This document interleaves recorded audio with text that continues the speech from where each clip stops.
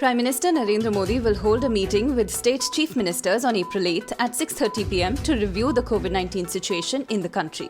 Meanwhile, in a letter to Prime Minister Narendra Modi, Delhi Chief Minister Arvind Kejriwal on Monday said that if the conditions for opening new vaccination centres are relaxed and vaccination is open for all, then the Delhi government will be able to vaccinate all citizens of Delhi within 3 months.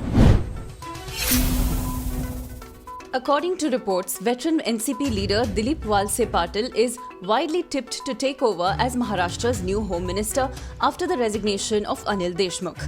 Deshmukh quit hours after the Bombay High Court ordered a preliminary CBI investigation into allegations of corruption against him by former Mumbai Police Commissioner Paramveer Singh.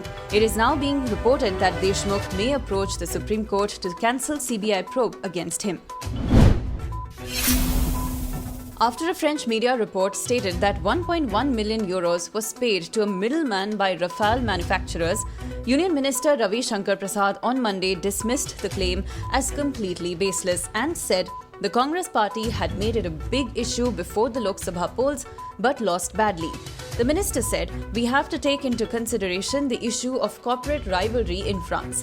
The report has named middleman Sushen Gupta, who was arrested in the Augusta Westland scam. 35-year-old Constable Rakeshwar Singh Manhas went missing from the Bijapur encounter site on Saturday. Now reports have emerged that the soldier has been held captive by CPI Maoist cadre. Sources in the security establishment admit that inputs have been received but no negotiation procedure has been initiated. According to sources, the Maoists have so far not made any demands for the return of Manhas, who hails from Jammu.